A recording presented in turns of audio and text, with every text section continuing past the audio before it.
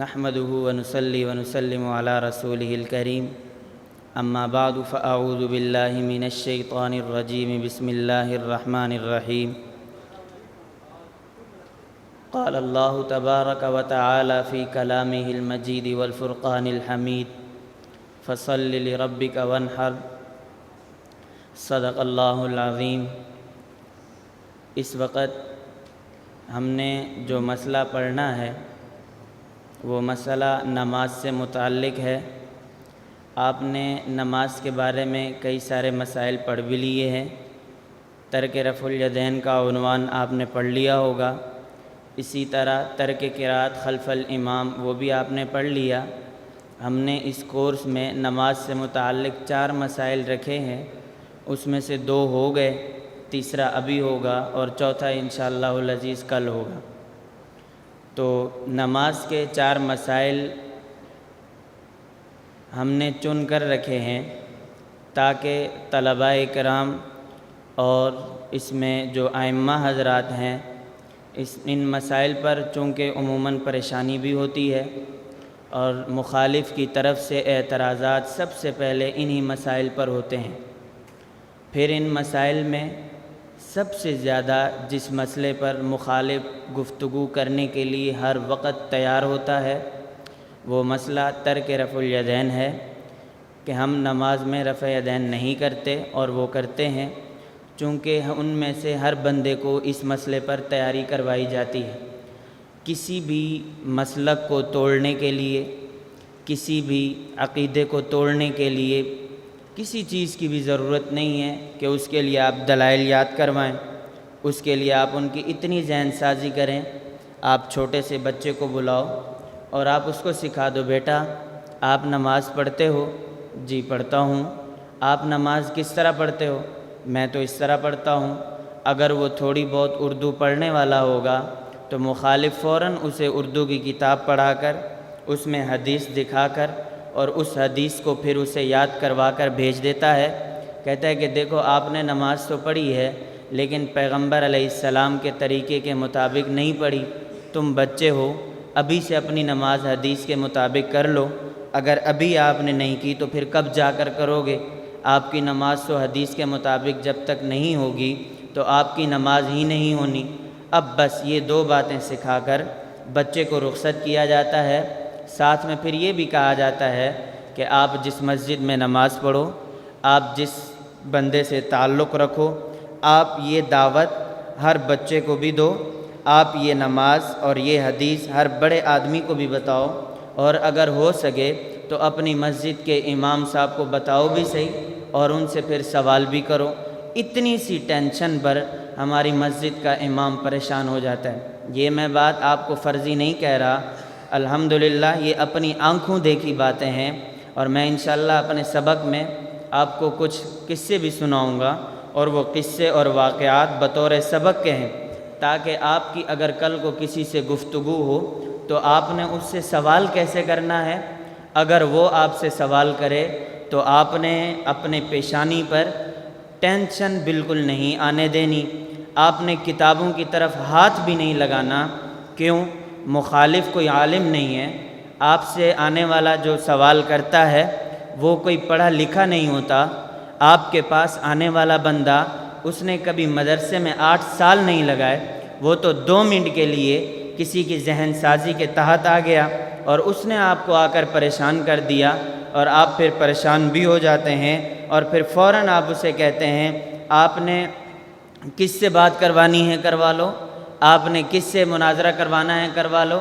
اب جب یہاں بات چلی جاتی ہے تو بس گیم بالکل بن جاتی ہے۔ وہ جاتا ہے اپنے بڑے کے پاس، اسے بلا کے لاتا ہے۔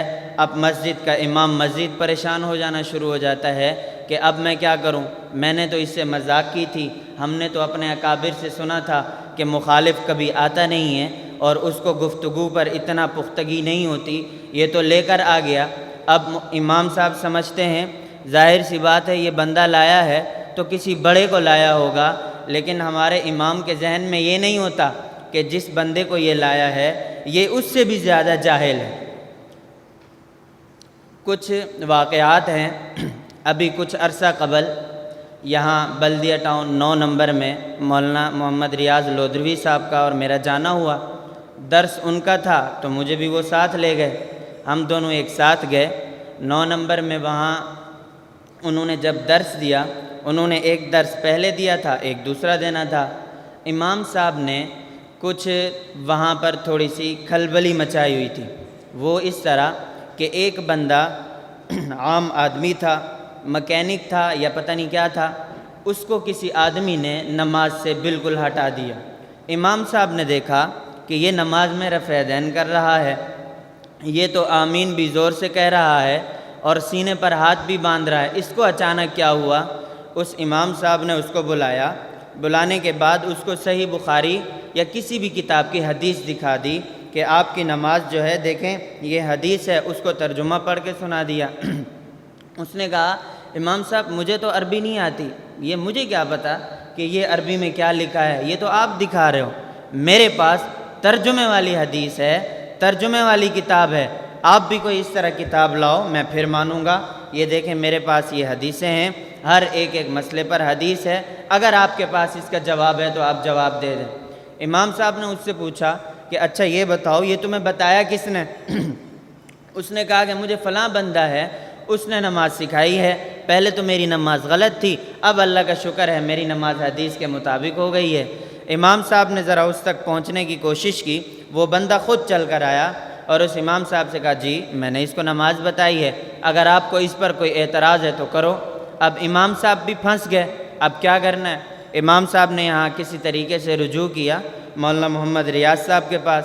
انہوں نے ایک جگہ وہاں ایک مرتبہ درس قرآن دیا، اس درس قرآن میں وہ ایک بندہ تھا، جب اس نے مولانا صاحب کی گفتگو سنی اس نے کہا یہاں تو معاملہ کچھ اور ہے، اس مسجد کے امام کو تو کچھ آتا ہی نہیں تھا، اس حوالے سے تو یہ امام جانتا ہی نہیں تھا، یہ کس بندے کو لایا ہے اور یہ کس قسم کی باتیں کر رہا ہے، مجھے بھی سمجھ میں نہیں آ رہا، اور یہ تو اس کے جوابات ہیں۔ خیر امام صاحب نے اس کو کہا کہ دیکھو ہمارا درس سن لیا ہے؟ اس نے کہا جی ہاں سن لیا ہے۔ اس نے کہا اب آئندہ ہفتے میں آؤں گا۔ امام صاحب نے کہا ٹھیک ہے آ جانا۔ ادھر سے دوسرے اتوار کو مولانا محمد ریاض صاحب کا درس تھا، پھر ہم چلے گئے۔ اب اس بندے نے یہ کیا کہ اپنے ساتھ 2 بندے اور بلا کے لایا کہ آ جاؤ، اور اس نے امام صاحب سے یہ کہا تھا کہ میں اپنے عالم کو لاؤں گا، میں اپنے عالم کو لاؤں گا، وہ آپ سے بات کرے گا، آپ اس پر اعتراض کریں یا آپ اس کے سوالات کے جوابات دے دیں۔ امام صاحب نے کہا ٹھیک ہے۔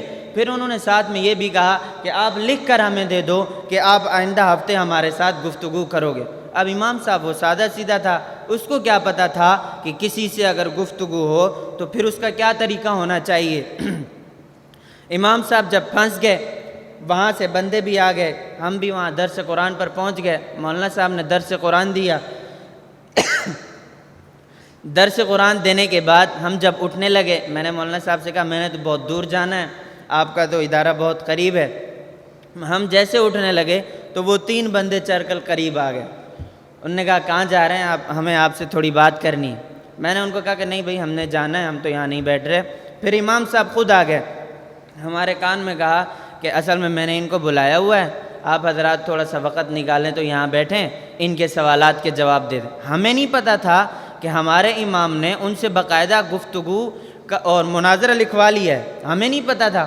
خیر ہم وہاں بیٹھ گئے، جب وہ بات شروع ہوئی تو مولانا ریاض صاحب بولنے لگے۔ میں نے کہا مولانا صاحب آپ خاموش ہو جائیں، انہوں نے مسئلہ سمجھنا نہیں ہے۔ میں نے کہا مولانا صاحب آپ شیخ بن جاؤ، میں آپ کا شاگرد بن جاتا ہوں۔ ہم نے کان میں بالکل اپنی ترتیب بنا لی، یا آپ نے خاموش ہونا ہے، گفتگو میں کروں گا۔ مولانا صاحب نے کہا ٹھیک ہے۔ اب وہ توجہ ہمیشہ اہل حدیث یا کوئی بھی مخالف جب بات کرتا ہے تو وہ شیخ صاحب کہتا ہے۔ ہمیں بھی فون آتے ہیں تو ہم فون سے ہی سمجھ جاتے ہیں کہ یہ بندہ کہنا کیا چاہتا ہے۔ اس نے فوراً کہا شیخ صاحب ہم آپ سے بات کریں گے۔ میں نے کہا نہیں شیخ صاحب کو چھوڑو، شیخ صاحب بڑے ہیں، میں ان کا شاگرد ہوں، آپ میرے ساتھ آگے بات کریں۔ کہنے لگا کہ نہیں ہم شیخ صاحب سے بات کریں گے، حالانکہ میں مولانا محمد ریاض صاحب کا شاگرد نہیں تھا، ہم نے ویسے ہی مشورہ کیا۔ میں نے کہا نہیں یہ بڑے ہیں، شیخ ہیں، یہ ہمارے مناظر ہیں، یہ مناظرہ یہ گفتگو بالکل بھی نہیں کریں گے، میں کروں گا۔ وہ پھر اس کی طرف متوجہ ہوتے۔ تو خیر جب بات چلی، انہوں نے کہا ہمیں امام صاحب نے بلایا ہے یہ ہمیں تحریر لکھ کے دی ہے، یہ ہمیں میسج کیا ہے کہ ہمارا اگلے اتوار کو مناظرہ ہوگا، ہمارے علماء کرام آئیں گے تو آپ آنا۔ انہوں نے کہا ہم تو ان کی دعوت پر آئے ہیں۔ اب ہم تھوڑا سا سیدھا ہو گئے، ہمیں پہلے پتہ تھا بات تو انہوں نے سمجھنی نہیں ہے، یہ تو آئے ہیں چھیڑنے کے لیے، تو ہم بھی پھر انہیں صحیح چھیڑ دیں۔ تو جب اتنے میں بات شروع ہوئی تو مسجد کے نمازی بیٹھے تھے، میں نے مسجد کے نمازیوں کو روک لیا، میں نے کہا آپ سارے حضرات یہاں آ جائیں، یہ مسجد کے نماز کا مسئلہ ہے تو آپ حضرات یہاں تشریف رکھیں، مسئلہ ہم آپ کو سمجھائیں گے۔ وہ کہتے ہیں نہیں ان کو نہیں بٹھائیں، ان کو جاننے دیں۔ میں نے کہا میں اور آپ لڑ کے کیا کریں گے، فائدہ ہی نہیں ہونا۔ ہم نے کہا مناظروں سے فائدہ نہیں ہوتا، مناظرہ آپ اپنی بات کریں گے، میں اپنی بات کروں گا، آپ اسی طرح اہل حدیث رہو گے، میں اسی طرح حنفی رہوں گا۔ میں نے آپ کے دلائل سے نہ اہل حدیث ہونا ہے، نہ آپ نے میرے دلائل سے حنفی ہونا ہے، آپ کی میری گفتگو کا فائدہ نہیں ہے۔ میں اگر آپ سے گفتگو کروں گا تو میں اس عوام کو بات سمجھانے کے لیے کروں گا۔ تو خیر بات آگے چلی تو اس نے پھر پوری ترتیب بتائی کہ ہم یہاں کیسے آئے، امام صاحب نے ہمیں کہا۔ اب میں نے بات کو فوراً گھمایا، میں نے کہا دیکھیں امام صاحب کو چھوڑ دیں، ان شیخ صاحب کو بھی چھوڑ دیں، اب ہم نئے سرے سے بات شروع کرتے ہیں کہ بات کرنی کیسے ہے۔ پھر وہ کہتے ہیں نہیں امام صاحب میں نے کہا امام صاحب کو بھی چھوڑیں، میں آپ کے سامنے ہوں، اب آپ ان کو چھوڑیں، اب آپ کہنا کیا چاہتے ہیں وہ کریں۔ ہم نے کہا دو باتیں ہیں، اگر آپ تو مسئلہ سمجھنا چاہتے ہیں پھر ہم انداز بھی وہی رکھیں گے، آپ کو مسئلہ شرح صدر کے ساتھ آپ کو ہم سمجھائیں گے۔ دوسری بات میں نے کہا اگر آپ نہیں سمجھنا چاہتے تو پھر ہم آپ کو اسی لہجے میں اتر کر ہم آپ سے بات کریں گے۔ اگر آپ کی گستاخی ہو گئی، آپ بڑے ہیں میں چھوٹا ہوں، میں نے کہا اگر اس مجمع کے سامنے آپ کی گستاخی ہو گئی تو پھر برداشت کرنی پڑے گی۔ کہنے لگا جی ہم برداشت کریں گے۔ میں نے کہا ٹھیک ہے بات شروع کریں، آپ نے کرنا کیا ہے؟ کہنے لگا ہم مناظرہ کرنا چاہتے ہیں۔ میں نے کہا کس سے مناظرہ کرنا چاہتے ہو، کس طریقے سے کرنا چاہتے ہو؟ میں نے کہا مناظرہ تب ہوگا ہم میں سے ایک مناظر ہوگا، دو معاونین ہوں گے اور ایک ہمارا صدر مناظر ہوگا۔ میں نے کہا ہماری یہ ٹیم ہوگی، آپ اپنا مناظر کا نام بتاؤ، صدر مناظر کا نام بتاؤ، اپنے معاونین کا نام بتاؤ، آپ یہ بندے ابھی ہمیں اسی مجلس میں بتا دو۔ دوسرا کام آپ یہ کرو کہ آپ جائیں، آپ کو مناظرے کا شوق ہے، آپ اجازت نامہ لے کر آئیں، درخواست لکھیں کہ ہم مسلک اہل حدیث سے تعلق رکھتے ہیں، ہمیں احناف کی نماز غلط نظر آتی ہے، تھانے میں جاؤ اور پھر کہو ہمیں شوق ہے مناظرہ کرنے کا، اگر آپ کو وہ اجازت دے دیں تو پھر ہم مناظرہ کریں گے ورنہ ہم مناظرہ نہیں کریں گے۔ اب وہ کہہ رہے نہیں اجازت ہم کیوں لیں؟ پھر میں نے ٹھکائی شروع کی، میں نے کہا آپ کیسے بے وقوف ہو، آپ کو مناظرے کے اصول کا علم نہیں ہے؟ کہنے لگا میں کیسے؟ میں نے کہا آپ جائیں اجازت نامہ لے کر آئیں۔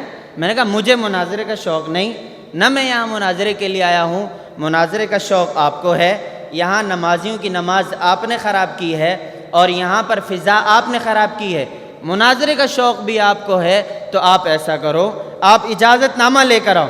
کہنے لگا آپ کو پتہ ہے اجازت تو نہیں ملتی۔ میں نے کہا پھر مناظرہ چھوڑ دو، سیدھی سی بات ہے نا۔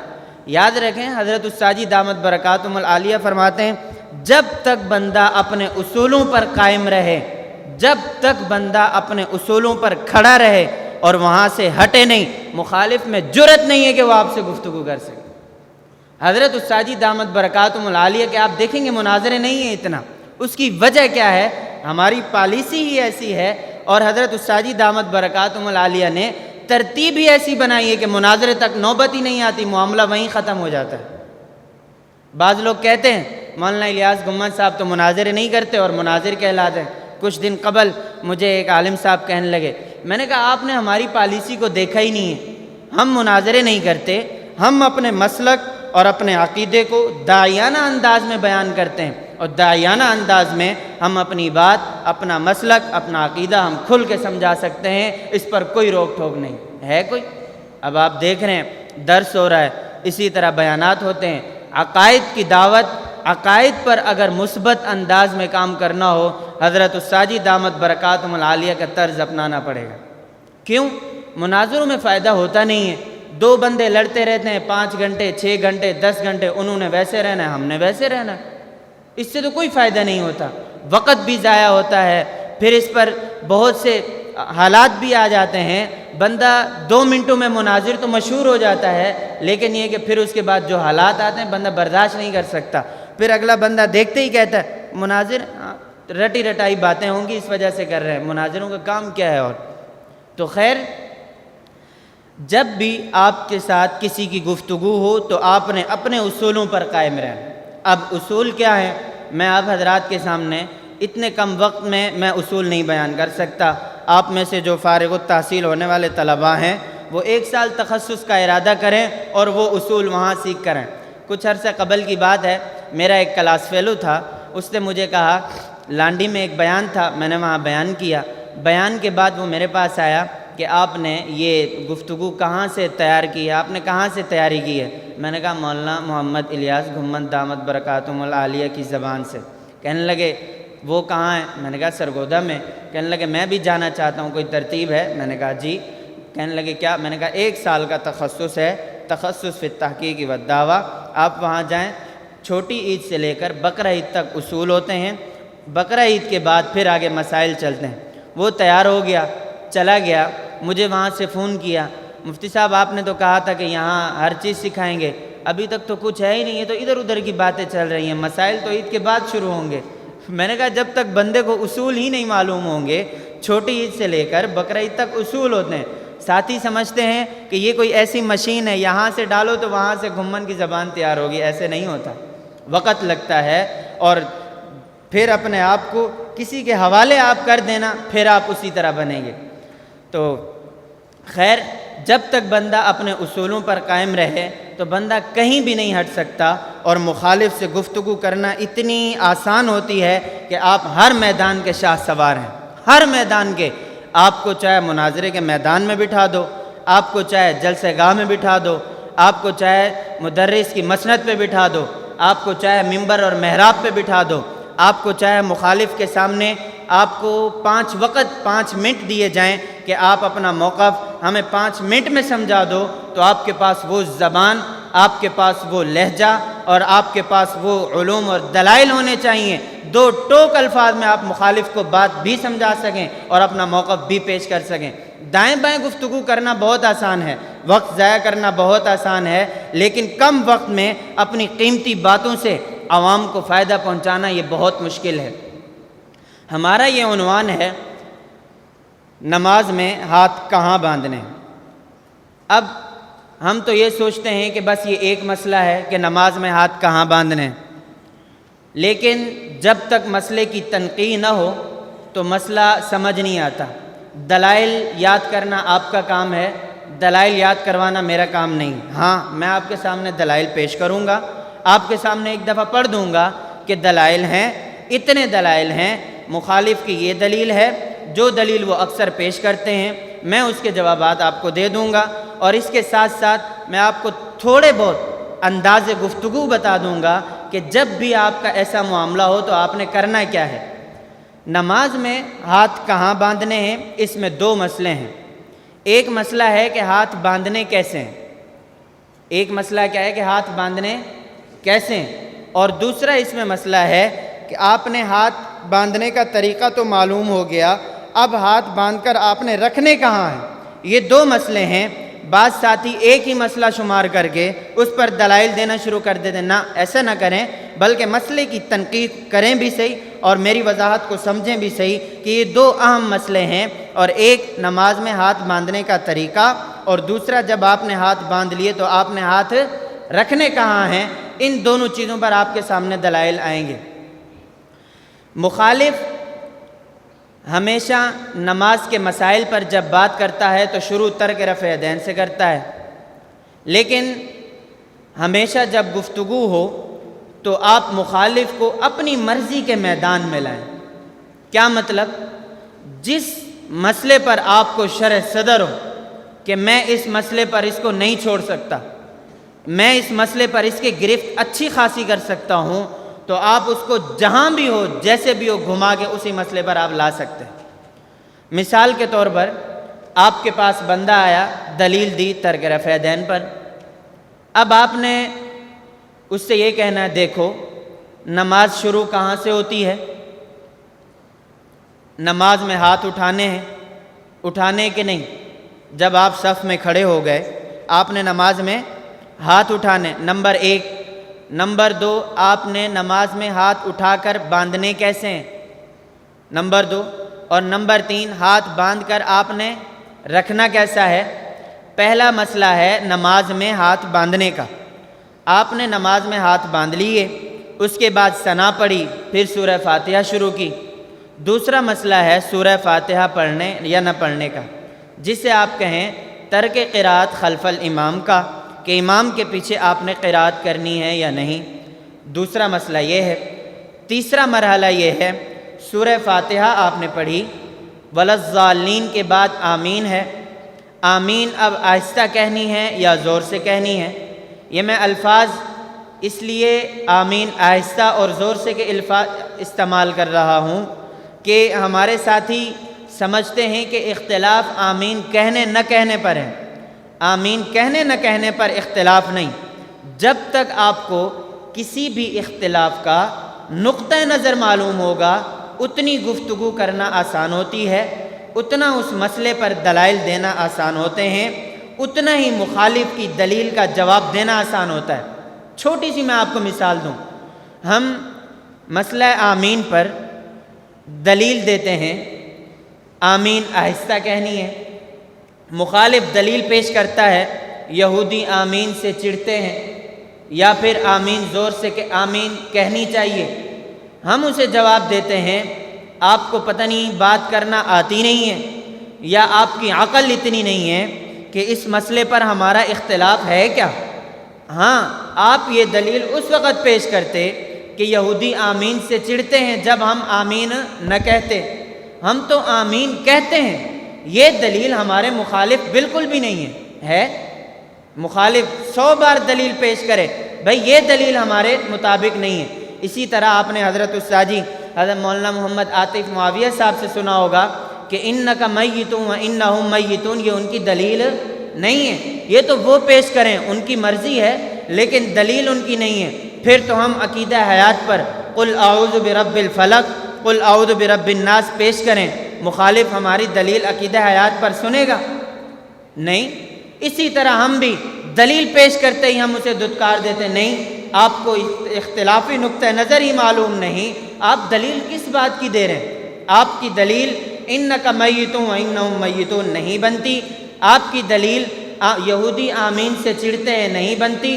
ہاں، آپ دلیل پیش کرو کہ آمین زور سے کہنی ہے اور میں دلیل پیش کروں گا کہ آمین آہستہ کہنی ہے، پھر تو بات ٹھیک ہے، لیکن مخالف یہاں دلیل اور پیش کرتا ہے۔ تو خیر میں کہہ رہا تھا کہ آمین آہستہ اور زور سے کہنی ہے، یہ تیسرا مسئلہ ہے۔ نماز کے متعلق چوتھا مسئلہ ہے کہ اب آپ نے رکوع میں جانا ہے، سورہ فاتحہ ختم، سورت ختم، اب آپ نے رکوع میں جانا ہے، تو اب آپ رکوع میں جاتے وقت ہاتھ اٹھائیں گے یا نہیں، آپ رکوع سے اٹھتے وقت ہاتھ اٹھائیں گے یا نہیں، یہ چوتھا مسئلہ ہے۔ اب آپ مقتدیوں کو یہ بات سمجھائیں کہ دیکھیں آپ نماز اسی طرح پڑھتے ہیں یا آپ پہلے رفع یدین کرتے ہیں رکوع کا، پھر آپ آمین کہتے ہیں، پھر آپ سورہ فاتحہ پڑھتے ہیں، پھر آپ اخیر میں آ کر آپ جو ہے ہاتھ باندھتے ہیں۔ اگر آپ لوگوں کی نماز اسی طرح ہے تو پھر میں گفتگو ویسے شروع کرتا ہوں، لیکن اگر آپ کی نماز میرے مسائل کی اور میری ترتیب کے مطابق ہے تو پھر میرے مخالف کو سب سے پہلے مسئلے پر نماز میں ہاتھ باندھنے کے مسئلے پر آنا پڑے گا، رفع یدین کا مسئلہ بعد میں، امام کے پیچھے سورہ فاتحہ کا مسئلہ بعد میں، اور آمین کہنی ہے یہ بعد میں۔ پہلے بات ہوگی تو کس مسئلے پر ہوگی؟ اب بات سمجھ آ گئی؟ یہ آپ نے عوام کو سمجھا، میں نے کہا مناظر کو تو فائدہ ویسے نہیں ہوتا، یہ بات تو آپ اپنے دل کی تختیوں پر لکھ لیں، مناظرے سے کوئی فائدہ نہیں ہوتا، کوئی بھی فائدہ نہیں ہوتا۔ اس وجہ سے ہماری ترتیب کیا ہے، جہاں بھی اس قسم کا مسئلہ ہو ہم علماء سے کہتے ہیں آپ ایسا کریں، ہم چھوٹے ہیں لیکن ہماری باتوں کو سمجھیں۔ ہم کہتے اب وہ سمجھتے ہیں کہ یار دیکھو ان کو کس چیز کا شوق ہے، ایسے ہے ہمارے ساتھ۔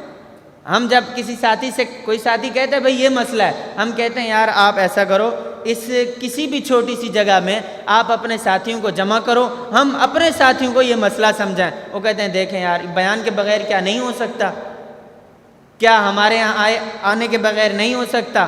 ہمیں اگر دلیل بتا دیں، بھئی آپ کو کتنی دلیلیں بتائیں گے؟ آپ ایک دلیل پیش کرو گے، وہ 100 جواب دیں گے۔ ہم آپ کو ایک بات بتائیں گے، آگے وہ پھر آپ کے سامنے 100 باتیں کریں گے۔ تو ہم کہتے ہیں دیکھیں، ایک مرتبہ آپ ہمیں بلائیں، ہم وہاں آ کر آپ کو فضا سیٹ کر کے دے دیں گے، پھر آپ کی مرضی۔ انشاءاللہ ایسے جب کبھی شکایت ہوگی تو پھر ایسا نہیں ہوگا۔ ابھی بھی 2 دن قبل وہ ساتھی آئے ہوئے تھے۔ کام کا فائدہ اس وقت نظر آتا ہے جب بندہ کسی کی نماز بچتے ہوئے دیکھتا ہے۔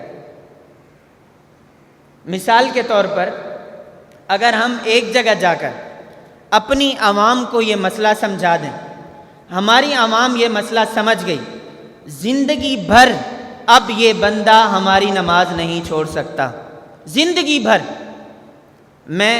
ہمارے یہاں طلباء بھی بیٹھے ہیں جو جمعے کی ترتیب میں میرے پاس پڑھنے بھی آتے ہیں، میں ان کو بھی کہتا ہوں آپ صرف یہ ترتیب بنائیں، صرف آپ اس کو مزاج بنا لیں، زندگی بھر کبھی بھی کوئی کسی بندے کی نماز کو خراب نہیں کر سکتا، کبھی بھی آپ یاد رکھیں۔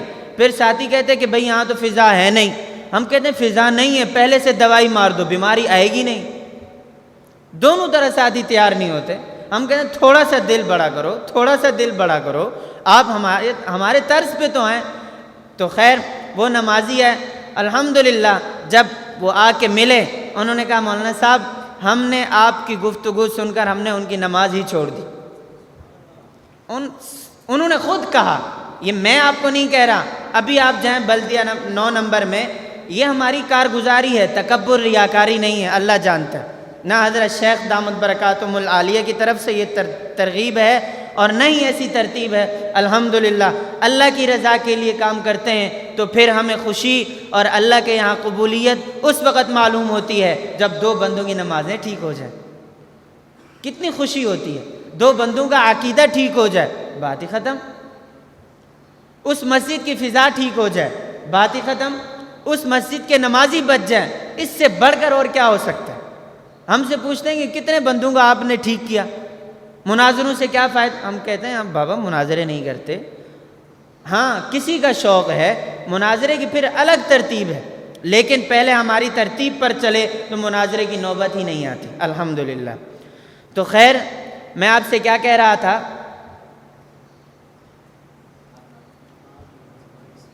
پہلے آپ نے اس بندے کو اپنی مرضی کے میدان میں لانا، اپنے مسائل کی جو ترتیب ہے اس ترتیب کے مطابق آپ نے لانا ہے۔ اگر وہ بات رفع یدین کی کرتا ہے اور اس پر دلیل دیتا ہے تو آپ نے ترک رفع یدین پر دلائل دینا نہیں شروع کرنا۔ اگر وہ آمین زور سے کہنے کے دلائل دیتا ہے تو آپ نے آمین زور سے کہنے کے دلائل، آہستہ کہنے کے دلائل نہیں شروع کر دینا، نہیں، آپ اس سے کہیں دیکھیں اب نماز کی ترتیب کے مطابق ہم چلیں گے۔ پہلا مسئلہ ہے نماز میں ہاتھ کیسے باندھنے ہیں اور باندھنے کہاں ہیں۔ پہلے ہم گفتگو اس مسئلے پر کریں گے، اس کے بعد ہم آگے چلیں گے۔ اگر اس مسئلے پر گفتگو ہو، کامیاب ہو گئے، آگے چلیں گے، نہیں تو پھر آپ اپنا جائیں، ہم اپنا جائیں گے۔ تو نماز میں ہاتھ باندھنے کیسے ہیں، اور نمبر 2 نماز میں ہاتھ باندھنے کا جب طریقہ معلوم ہو جائے تو ہاتھ رکھنے کہاں ہیں، یہ 2 مسئلے ہیں۔ امام اعظم ابو حنیفہ رحمۃ اللہ علیہ اور خصوصاً فقہائے احناف کو اللہ رب العزت نے یہ خصوصیت دے رکھی ہے، آپ ہدایہ، شرح وقایہ، کنز الدقائق، قدوری یہ کتابیں پڑھتے ہوئے اپنے اساتذہ اکرام سے ضرور سنتے ہوں گے کہ امام اعظم ابو حنیفہ رحمۃ اللہ علیہ کسی بھی ایک مسئلے پر تمام کے تمام احادیث، تمام کے تمام دلائل کو جمع کر کے پھر ایک نتیجہ نکالتے تھے کہ کہیں کوئی حدیث رہ نہ جائے، کہیں کسی حدیث کا انکار لازم نہ آئے۔ امام اعظم ابو حنیفہ رحمۃ اللہ علیہ کا یہ مزاج تھا، کسی بھی ایک مسئلے پر تمام دلائل کو جمع کرو اور پھر ایک فیصلہ نکالو کہ ان تمام احادیث پر عمل ہو جائے۔ غیر مقلدین حضرات کو چاہیے تو یہ تھا کہ فقہائے احناف کو داد دینی چاہیے تھی کہ امام اعظم ابو حنیفہ رحمۃ اللہ علیہ نے ایک مسئلے پر حدیثیں کہی تھی، امام اعظم ابو حنیفہ نے ایسا مسئلہ بتایا کہ ساری حدیثوں پر عمل ہو گیا۔ امام اعظم ابو حنیفہ داد کے مستحق تھے، لیکن غیر مقلدین نے اپنے آپ کو اہل حدیث کہہ کر فقہائے احناف کو منکرین حدیث کہہ کر دھتکار دیا، صرف عوام کو خراب کرنے کے لیے، اور کچھ بھی نہیں ہے۔ غیر مقلدین کی گفتگو کے 4 طریقے ہیں۔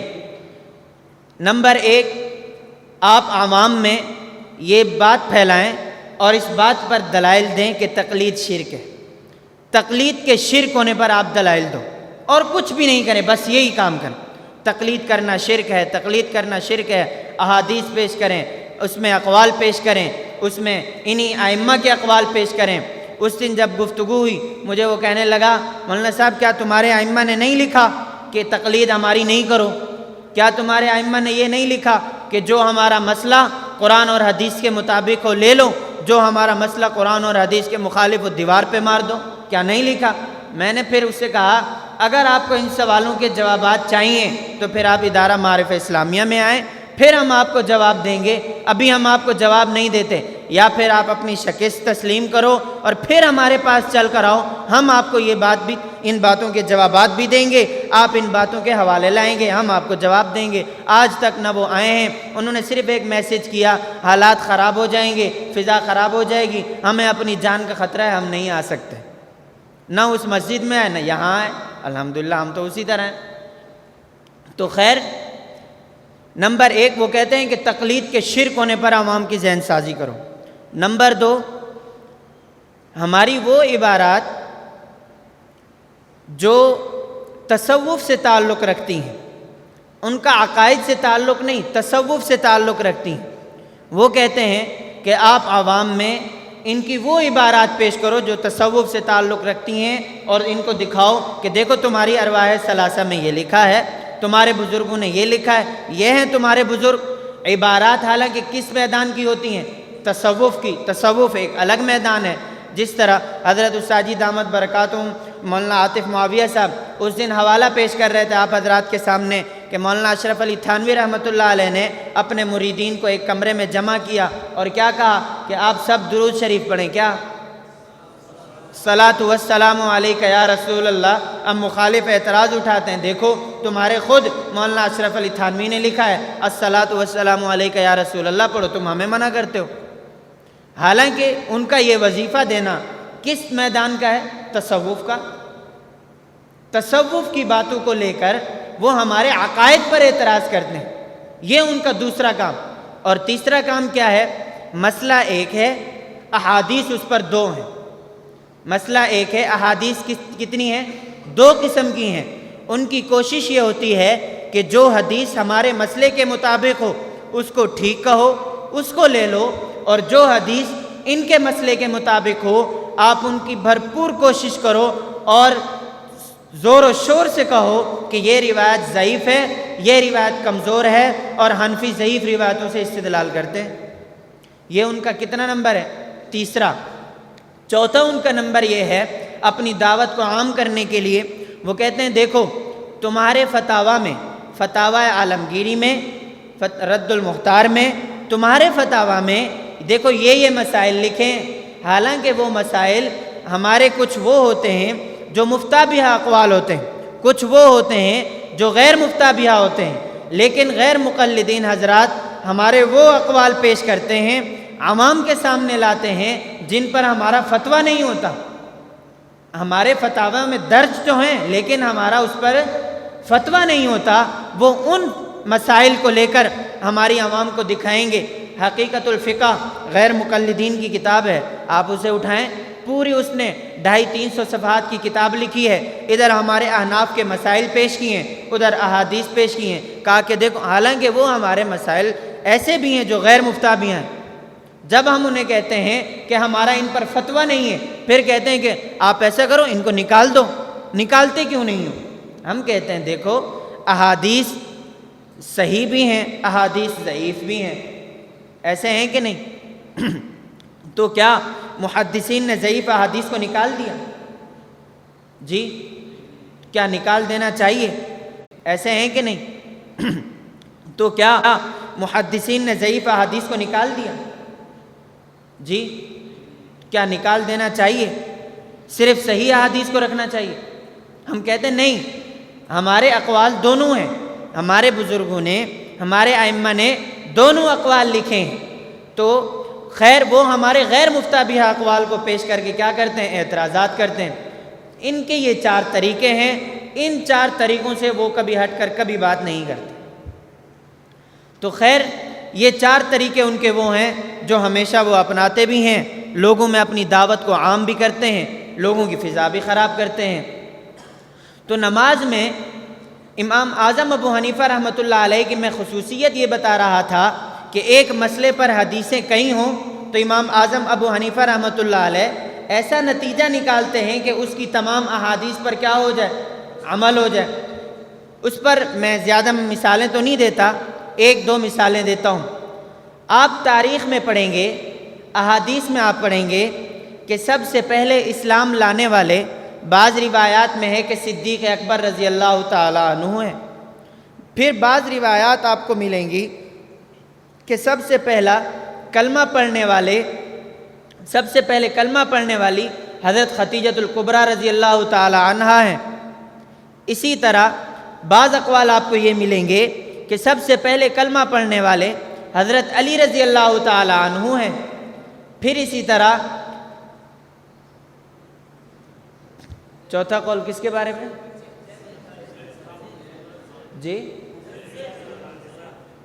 جی حضرت زید بن حارثہ رضی اللہ تعالیٰ عنہ کے بارے میں کہ انہوں نے اسلام قبول کیا۔ اب یہاں روایات مختلف ہیں۔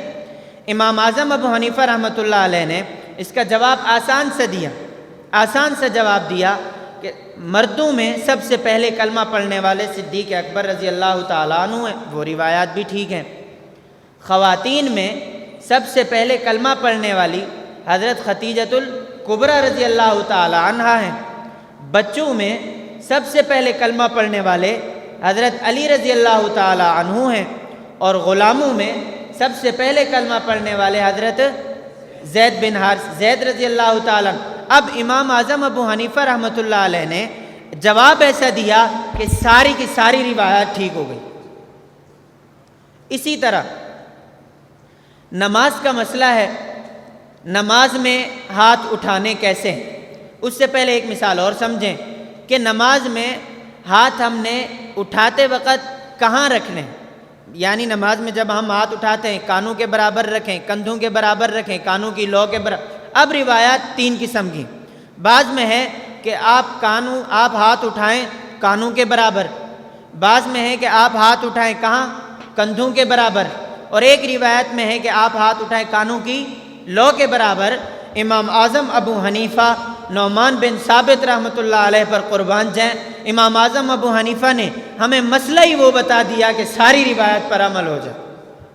اس سے بڑھ کر ہم کیسے منکرین حدیث ہیں؟ منکرین حدیث تو تم ہو، اپنا الزام تم نے ہم پر تھوپ دیا۔ منکرین حدیث آپ ہو، ایک حدیث کو لے لینا، باقی احادیث کا انکار کر دینا، یہ شیوا آپ کا ہے، گلے آپ نے ہمارے ڈال دیا۔ جیسے حضرت استاد قادری صاحب ایک مثال دیتے ہیں کہ ایک بندہ جا رہا تھا موٹر سائیکل والا، پولیس والے نے روک لیا۔ پولیس والے نے اس سے کہا کہ بھائی کاغذات دکھاؤ، لائسنس دکھاؤ، یہ ساری چیزیں دکھاؤ۔ تو اس بندے نے کہا کہ اس کے پاس تو تھا نہیں کچھ، نہ موٹر سائیکل کے کاغذ ہیں، نہ اس کے پاس لائسنس ہے۔ اس نے کہا اب میں کیا کروں؟ ہوشیاری کرنے لگا۔ اس نے پولیس والے سے کہا میں کیوں دکھاؤں کاغذ؟ تم کاغذ دکھاؤ کہ یہ موٹر سائیکل میرا نہیں ہے۔ کاغذ دکھانا اس کے ذمہ تھا، اور اس نے مطالبہ کس سے کیا؟ باطل ہمیشہ یہی انداز اپنا، جس فرقے کو آپ لے لیں، بڑے سے بڑے فتنے کو، چھوٹے سے چھوٹے فتنے کو، سب کو آپ لے لیں، انداز یہی ہے۔ اس انداز سے ہٹ کر ان کا کوئی انداز ہی، ادھر سے مماتی اٹھا، عقیدہ حیات پر آپ دلیل پیش کرو۔ بھائی پہلے آپ دلیل پیش کرو، حضور کی حیات کے منکر آپ ہو، دلیل ہم پیش کریں۔ ادھر اہل حدیث اٹھا، رفع دین وہ کرتا ہے، دلیل ہم سے پوچھتا ہے بھائی آپ رفع دین نہیں کرتے، دلیل دکھاؤ۔ دلیل تمہارے ذمہ ہے، کھاتے آپ ہمارے ڈال رہے ہو۔ تو خیر اسی طرح آپ جماعت المسلمین کو لے لو، کہتے ہیں ہمارا نام اللہ رب العزت نے خود قرآن میں رکھا مسلمین، تم حنفی دیوبندی ہو، تم قرآن سے دلیل دکھاؤ کہ تمہارا نام کس نے رکھا ہے۔ دلائل ان کے ذمہ اور کھاتے کس کے ڈال رہے ہیں؟ یہ ان کی چالیں ہیں اور کچھ نہیں ہے۔ تو خیر اب میں آپ کے سامنے 3 روایات پیش کرتا ہوں. میں نے آپ کے سامنے مسئلہ کھول دیا اور اس پر مثالیں دے دی. اس وجہ سے کل کو آپ اگر عوام کو سمجھائیں تو عوام کے لہجے میں اتر کر سمجھائیں. اگر آپ طلباء کو سمجھائیں، مدرسے میں آپ بیٹھے ہیں، آپ کے سامنے طلباء ہیں، تو آپ اس انداز سے سمجھائیں. اگر آپ کے سامنے علماء ہیں تو آپ علماء کو اس انداز سے سمجھائیں. اگر آپ کے سامنے دنیا دار بیٹھے ہیں تو آپ دنیا داروں کو اس انداز سے سمجھائیں. ہر جگہ ایک انداز نہیں چلا کرتا، یاد رکھیں. ہر جگہ، ہر میدان اپنی گفتگو کا الگ تقاضا کرتا ہے. اب اگر میں یہاں بیٹھ جاؤں، میں یہ گفتگو اس وجہ سے کر رہا ہوں کیونکہ ہمیں معلوم ہے کوئی شاید کہ ثانیہ کا بھی ہو، اولا کا بھی ہو، عام بھی بیٹھا ہو. مجھے تو پتہ ہے یہاں کون ہے، بڑے درجات کے بھی ہیں، لیکن گفتگو ایسی کر رہا ہوں کہ آپ میں سے وہ گفتگو سب کو برابر بھی ہے اور سمجھ بھی آ رہی ہے الحمدللہ. تو نماز میں ہاتھ باندھنے کیسے، اس پر روایات 3 ہیں. صحیح بخاری میں روایت ہے جلد 1 میں حضرت سہل ابن سعد رضی اللہ تعالیٰ عنہ کی. حضرت سہل ابن سعد فرماتے ہیں کان الناس یؤمرون ان یضع الرجل الید الیمنی علی ذراعہ الیسری فی الصلاۃ. حضرت سہل ابن سعد فرماتے ہیں کہ لوگوں کو حکم دیا جاتا تھا، ہمیں حکم دیا جاتا تھا کہ ہم نماز میں اپنے ہاتھ بائیں ہاتھ کی کلائی پر رکھیں. یہ ایک روایت ہے. دوسری روایت ہے حضرت وائل بن حجر رضی اللہ تعالیٰ عنہ کی. وہ فرماتے ہیں لأنظرن الی رسول اللہ صلی اللہ علیہ وسلم کیف یصلی. حضرت وائل بن حجر فرماتے ہیں کہ میرے دل میں شوق پیدا ہوا کہ میں اللہ کے نبی کی نماز کو قریب سے دیکھوں. فرماتے ہیں قام فکبر ورفع یدیہ حتی حاذتا اذنیہ. حضور علیہ السلام کھڑے ہوئے، تکبیر تحریمہ کے لیے اپنے ہاتھ کانوں تک اٹھائے، پھر اس کے بعد حتی حاذتا اذنیہ ثم وضع یدہ الیمنی علی رزق یدہ الیسری والرزق والساعد. پھر حضور علیہ السلام نے اپنے ہاتھ کو بائیں ہاتھ کی پشت پر رکھ، اپنے دائیں ہاتھ کی ہتھیلی کو بائیں ہاتھ کی پشت پر رکھا، اور پھر اپنے ان 2 انگلیوں سے، ایک انگوٹھا اور ایک یہ چھنگلی بولتے ہیں، کیا بولتے ہیں چھوٹی انگلی کو؟ چھنگلی. ان 2 انگلیوں سے اپنے ان گٹھوں کو پکڑ لیا. ٹھیک ہے. اور پھر حضرت وائل بن حجر فرماتے ہیں کہ حضور علیہ السلام کا ہاتھ یہاں تھا. تو خیر اب یہ روایت پیش کی. اسی طرح حضرت ابن عباس رضی اللہ تعالیٰ عنہ کی ہے. انہوں نے بھی حضور علیہ السلام، آپ کی فائل میں یہ روایت موجود ہیں. یاد کرنا آپ کا کام ہے، میں صرف آپ کو سمجھا رہا ہوں. اب یاد تو نہیں کروا سکتا نا میں، اتنی دیر میں تو آپ یاد بھی نہیں کر سکتے. ہاں دلائل نہ دوں تو آپ کہو گے ادھر ادھر کی باتیں کر کے چلا گیا، دلائل تو دیے نہیں.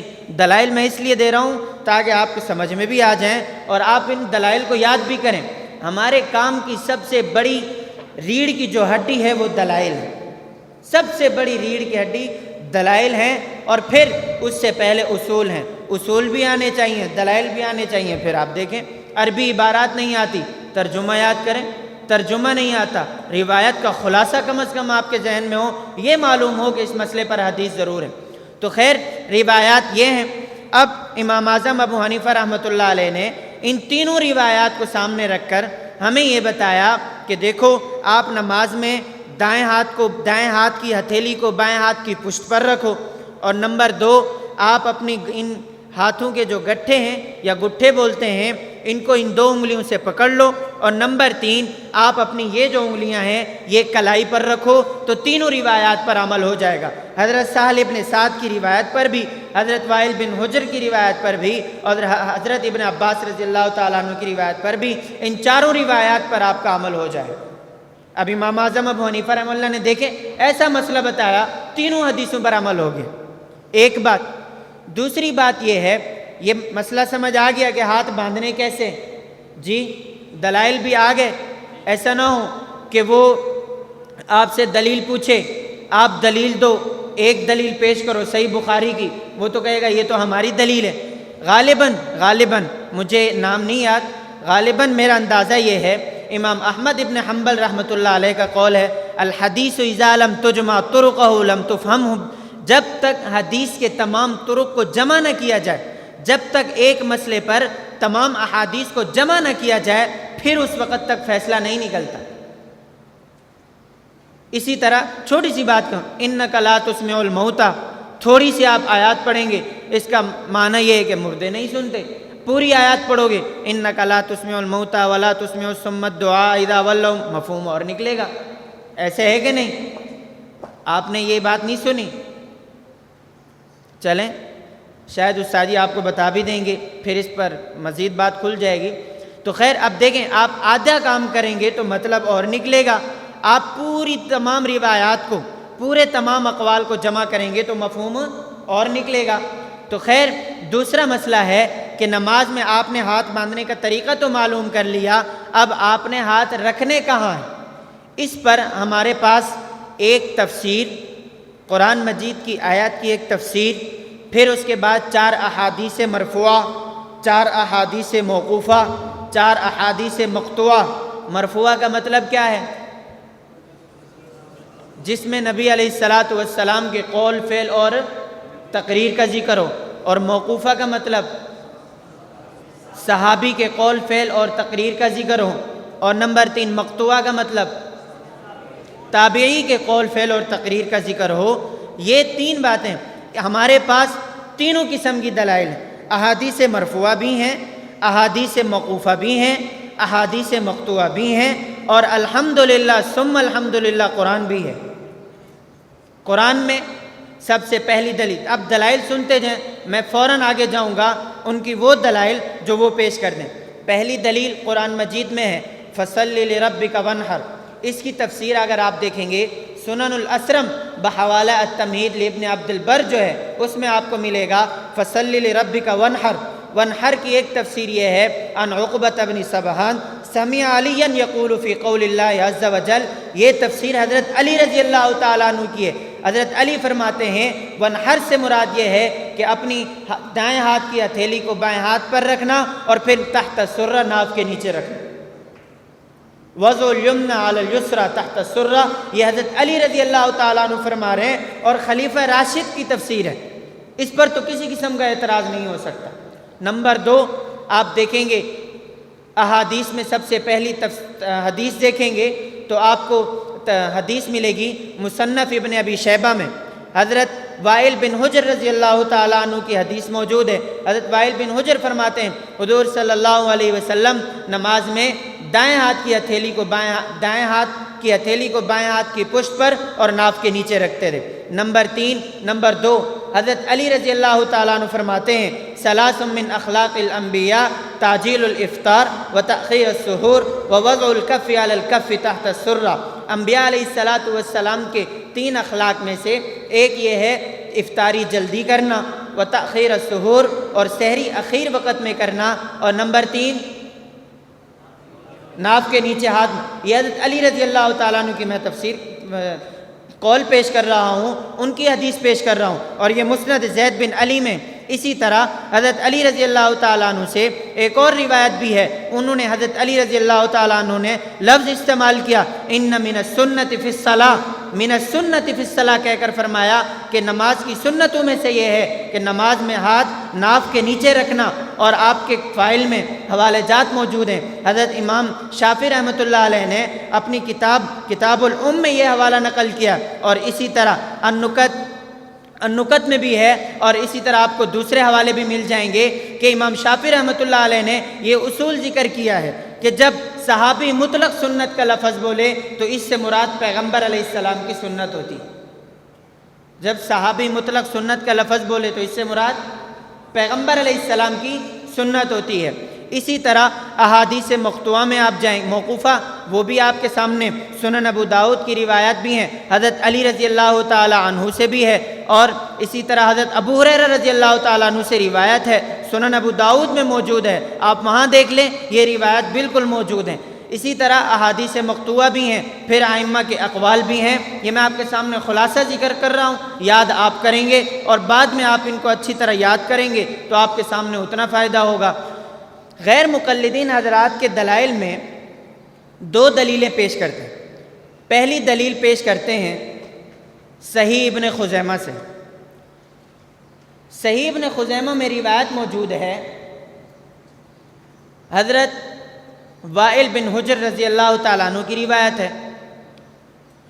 لیکن اس کی سند میں جو راوی ہیں، نمبر 1 مؤمل بن اسماعیل، نمبر 2 سفیان، نمبر 3 عاصم، اور نمبر 4 کلیب، اور 5ویں راوی خود وائل بن حجر ہیں۔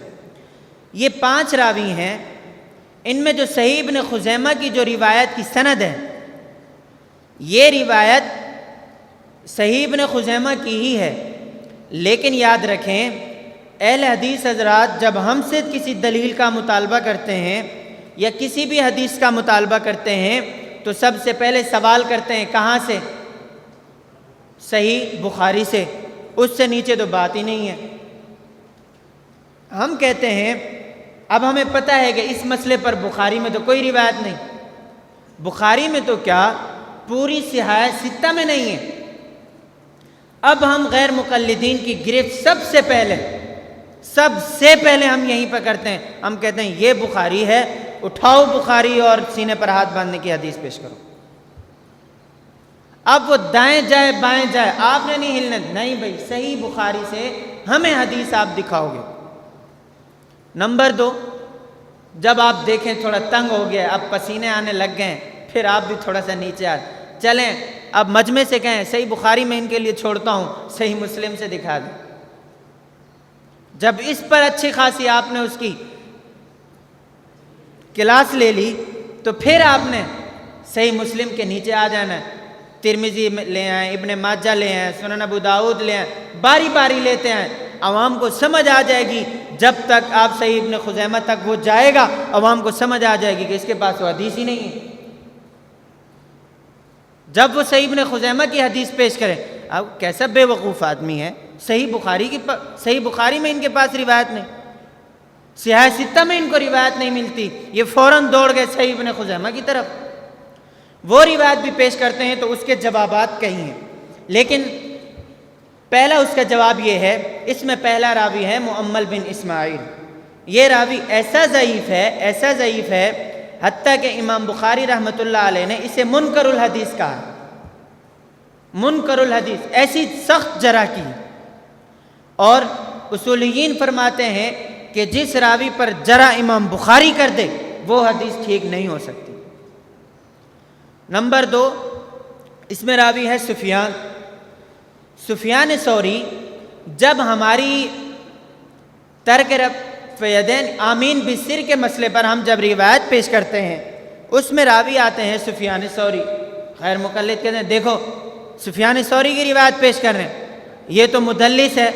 مدلس کا مطلب میں اس وجہ سے استعمال کر رہا ہوں جو بڑے حضرات سمجھتے ہیں، یہ تو پھر طبقہ ثالثہ کا ہے، تیسرے طبقے کا ہے، تیسرے طبقے کی جو مدلس ہے اس کی روایت قابل قبول نہیں، فوراً وہ آپ کے سامنے اسی وقت آمین بالسر کے مسئلے پر وہ کر دے۔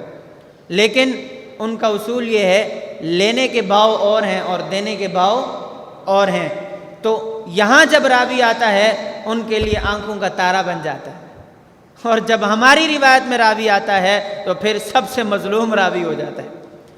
اس کے بعد تیسرے راوی ہیں عاصم، یہ کوفی ہیں اور کلیب بھی کوفی راوی ہیں۔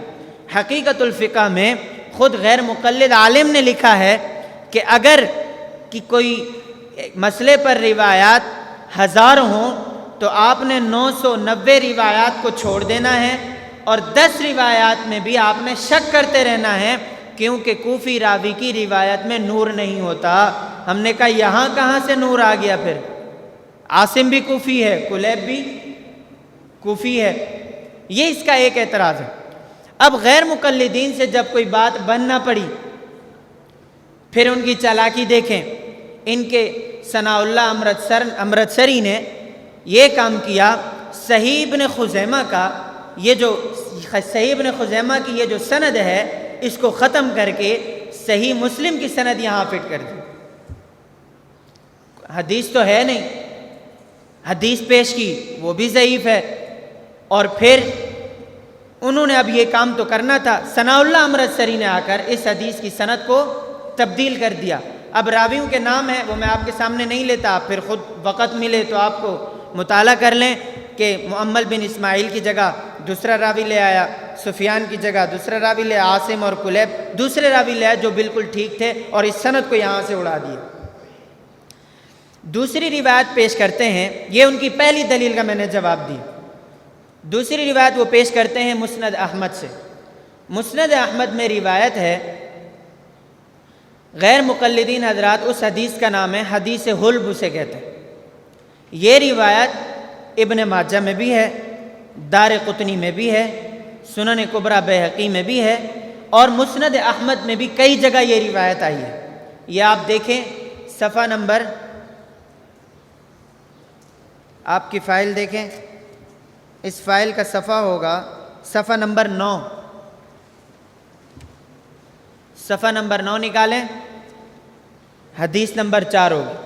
دیکھیں اس میں عن قبیصۃ بن حلب عن ابیہ قال رأیت النبی صلی اللہ علیہ وسلم ینصرف عن یمینہ وعن یسارہ ورأیتہ قال یضع ہذہ علی صدرہ۔ یہ روایت آپ نے دیکھ لی۔ اب دیکھیں یہ روایت کئی کتب میں آئی ہے اور خود مسند احمد میں بھی کئی جگہ آئی ہے، لیکن غیر مقلدین نے اس روایت کو پیش کیا۔ یہ روایت کچھ روایات میں ہے کہ حضور علیہ السلام کا ہاتھ بائیں ہاتھ پر تھا، کئی روایت میں ہے کہ یضع ہذہ علی ہذہ، الفاظ میں بتا رہا ہوں، یضع ہذہ علی ہذہ، حضور علیہ السلام نے اس کو اس پر رکھا۔ اب غیر مقلدین نے یہاں بھی دوغلی پالیسی کی۔ مسند احمد میں ایک جگہ صدری کا لفظ ہے سینے کا، لیکن آپ نے پریشان نہیں ہونا کیونکہ یہی روایت کئی کتابوں میں ہے۔ اگر یہاں اس روایت میں صدری کا لفظ ہوتا تو پھر باقی جگہوں پر بھی ہوتا۔ ہم یہاں جواب یہ دیتے ہیں یہ کاتب کی غلطی ہے کہ دوسرے حاضی کو اس نے صدری بنا دیا۔ دوسرے حاضی کو کیا بنا دیا؟ جب ہم یہ جواب دے رہے تھے، غیر مقلدین نے کہا کہ یہ جواب دینے کے ساتھ ساتھ انہوں نے ایک اور بات فٹ کر لی۔ جو پہلے والا حاضی تھا یا جو پہلے والا یدہ تھا جس روایت میں، اس حاضی کو انہوں نے یدہ سے تعبیر کر دیا، یدہ علی صدری، کہ حضور کے ہاتھ سینے پر ہوتے تھے۔ علی صدری کس کا صحاب تھا؟ کاتب کا۔ اور پہلے حاضی کو انہوں نے کیا بنا دیا؟ یدہ سے تبدیل کر دیا کہ حضور کے ہاتھ کہاں ہوتے تھے؟ سینے پر۔ تو یہ غیر مقلدین کی روایت یہ بھی نہیں بن سکتی، اور اس میں بھی انہوں نے تحریف سے کام لیا ہے۔ ٹھیک ہے جی، یہ دو روایات پیش کرتے ہیں، نمبر 1 مسند احمد کی اور نمبر 2 صحیح ابن خزیمہ کی۔ یہ دو روایت دھڑلے سے پیش کرتے ہیں، ان کے جوابات آپ کو ازبر ہونے چاہیے۔ بیچ میں ایک چھوٹی سی بات سنیں۔ غیر مقلدین حضرات کہتے ہیں، ہم کہتے ہیں کہ نماز میں ناف کے نیچے ہاتھ باندھنا سنت ہے، اس میں تعظیم زیادہ ہے۔ انہوں نے کئی عبارات لکھی، کئی حوالے جات ہیں، لیکن ان کا خلاصہ 3 باتیں۔ نمبر 1 وہ کہتے ہیں کہ نماز میں سینے پر ہاتھ باندھنا سنت ہے۔ نمبر 2 وہ یہ کہتے ہیں کہ نماز میں سینے پر ہاتھ باندھنا یہ ایسی سنت ہے کہ یہ منسوخ بھی نہیں ہے۔ نمبر 3 وہ کہتے ہیں کہ اس پر صحیح بخاری صحیح مسلم میں احادیث کثرت کے ساتھ موجود ہیں، یہ جھوٹ لکھے ان کے۔ ہم یہ کہتے ہیں اگر نماز میں سینے پر ہاتھ باندھنا سنت ہے، نمبر 2 ایسی سنت ہے کہ جو منسوخ نہیں ہے، اور نمبر 3 اس پر احادیث کثرت کے ساتھ صحیح بخاری اور مسلم میں موجود ہیں، تو پھر آپ کی اگر اس مسئلے پر کبھی گفتگو ہو تو آپ نے ان 3 لفظوں کے سوال کریں۔ یہ 3 سوالات آپ کو یاد ہونے چاہیے۔ نمبر 1 سینے پر ہاتھ باندھنا، سارا میں ہی بولتا رہوں گا۔ نمبر 2 ایسی سنت ہے کہ جو منسوخ نہیں، اور نمبر 3 بس اس مسئلے پر جب بھی آپ کی گفتگو ہو آپ نے ان 3 باتوں کا پابند کرنا ہے۔ بات سمجھ میں آ گئی؟ دوسری بات، آپ نے اس سے دلیل کا مطالبہ کہاں سے شروع کرنا ہے؟ اگر وہ صحیح ابن خزیمہ لے آئے تو آپ مان لو گے؟ آپ نے صحیح ابن خزیمہ کی روایت کے جوابات تو بعد میں دینے، لیکن آپ نے اس کو لانا کدھر ہے؟ بخاری پر۔ اب بات سمجھ میں آ رہی ہے؟ میں نے کہا تھا نا میں آپ کو کچھ سوالات کچھ طریقے، کبھی اس مسئلے پر بات ہوتی ہے اپنی مرضی کے میدان پر آپ اسے لاؤ اور 10 بندوں کو سمجھا سکو کہ ہم عالم ہیں، یہ جاہل ہیں۔ عالم کی ذمہ داری ہے، ہم احساس کمتری کا شکار ہوتے ہیں۔ یاد رکھیں اس وقت ہمارے طلباء اور ہمارے ساتھیوں میں جو سب سے بڑی کمزوری ہے وہ احساس کمتری ہے، سب سے بڑی کمزوری۔ یہ بات میں خود اس وجہ سے کہہ رہا ہوں، ایک وہ وقت تھا کہ میں بھی احساس کمتری کا شکار تھا۔ میری اتنی عمر نہیں ہے، اس میں میرا کوئی کمال نہیں ہے۔ مجھے کچھ دن قبل ایک استاد میرے استاد مجھے کہنے لگے، ہاتھ باندھے اس طرح، ہاتھ، کس بندے کے پاس آپ چلے گئے؟ اب استاد ہیں، ادب بھی کرنا ہے۔ میں نے استاد جی سے کہا، استاد جی جس مسند پر آپ بیٹھے ہیں اس مسند پر مجھے بٹھا سکتے ہیں؟ آپ بتائیں، مجمع بیٹھا ہے، بٹھا سکتے ہیں آپ؟ ہم استاد جی فرماتے ہیں نا، ہم کوئی بات کرتے ہیں تو ساتھی سمجھتے ہیں کہ مخالفت ہے، تھوڑے سے ذہن بڑے رکھیں، ذہن۔ ایسی شخصیات ہمارے اکابرین میں گزری ہیں، بڑے اکابرین میں، جنہوں نے اپنے شاگرد کو اپنے سامنے اپنی مسند پر بٹھا کر تیار کیا۔ پڑھیں تاریخ، آپ نے نہیں پڑھی اپنے بزرگوں کی تاریخ؟ ہمارے اکابر کیسے بنتے تھے؟ ایسے نہیں، اساتذہ اپنی موجودگی میں بیٹھ کر تیار کرواتے تھے۔ اسے کہتے ہیں ایسی شخصیات، اور اللہ رب العزت یہ صدیوں بعد پیدا کرتے ہیں، یہ صدیوں بعد۔